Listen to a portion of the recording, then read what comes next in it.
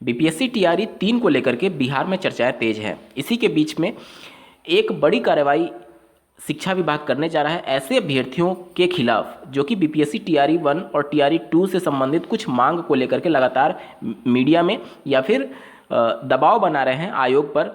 इसके regarding detail में बात करेंगे, अंत तक जरूर जुड़े रहिएगा। नमस्कार दोस्तों, मेरा नाम है नीरज, आप देख रहे हैं कैरियर बिट यूट्यूब चैनल। अगर आप इस चैनल पर पहली बार विजिट कर रहे हैं तो इसको सब्सक्राइब करते हुए बेल आइकन को प्रेस करना ना भूलें। स्क्रीन पर आप देख पा रहे होंगे माध्यमिक शिक्षा निदेशालय के द्वारा एक प्रेस विज्ञप्ति निकाली गई है और अगर आप यहाँ पर डेट देखेंगे तो 31 जनवरी 2024 यानी आज ही की है। एक बार जल्दी से पढ़ लेते हैं। कतिपय विद्यालय अध्यापक अभ्यर्थियों द्वारा बिहार लोक सेवा आयोग के विज्ञापन संख्या 27/2023 यानी टीआरई 2 की बात की जा रही है के परिप्रेक्ष्य में पूरक परीक्षा फल प्रकाशित करने हेतु दबाव बनाया जा रहा है, जबकि विभाग द्वारा पूर्व में ही टीआरई 2 के तहत पूरक परीक्षा फल प्रकाशित नहीं करने का निर्णय लिया जा चुका है। वैसे सभी अभ्यर्थी जो पूरक परीक्षा फल प्रकाशित करने हेतु आयोग पर दबाव बना रहे हैं उन्हें चिन्हित कर आयोग के अगले परीक्षा से वंचित करने की कार्रवाई की जा रही है। अतः सभी अभ्यर्थियों को निर्देशित किया जाता है कि पूरक परीक्षा फल प्रकाशित करने हेतु विभाग या फिर आयोग पर किसी तरह का दबाव बनाने का प्रयास नहीं करें। तो यहाँ पर साफ तौर पर चेतावनी दी गई है बिहार के शिक्षा विभाग के द्वारा कि आप किसी भी ऐसे कार्य में लिप्त ना रहें जिससे डायरेक्टली या फिर इनडायरेक्टली आपका नाम प्रकाश में आए और आप बीपीएससी टीआरई 3 के अगली जो भर्ती परीक्षा होने वाली है उससे वंचित कर दी जाए, उससे एक तरीके से डिबार कर दिया जाए आप इस आयोग के माध्यम से होने वाली अगली टीआरई की परीक्षा में। यहां पर अगर आप देखेंगे तो बिहार राज्य सरकार की भी कुछ मजबूरियां हैं।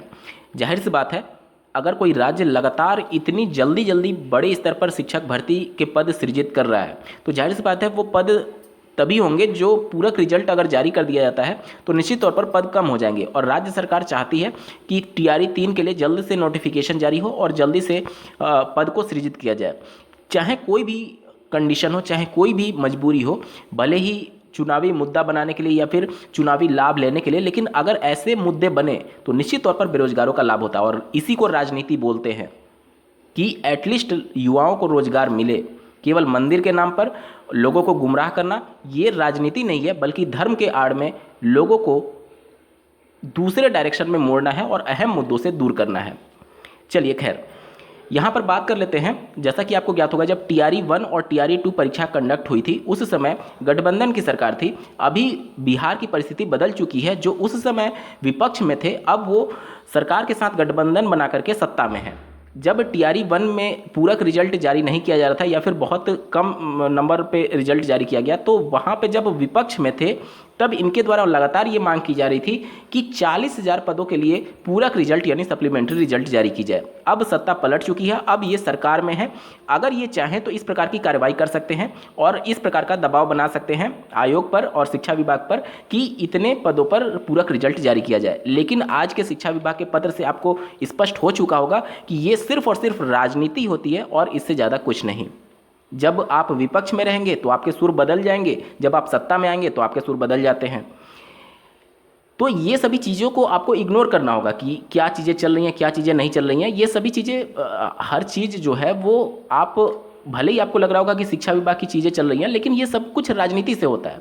भले ही राजनीतिक लाभ लेने के लिए ही सही, लेकिन अगर कोई राज्य इतनी जल्दी इतने बड़े पदों पर शिक्षक भर्ती कर रही है तो निश्चित तौर पर ये राजनीति देश के लिए बहुत लाभकारी हो सकती है। आप सबको बहुत बहुत ढेर सारी शुभकामनाएं आने वाली भर्ती के लिए। इस वीडियो को देखने के लिए आपका बहुत बहुत धन्यवाद। भगवान करे आपका दिन शुभ हो।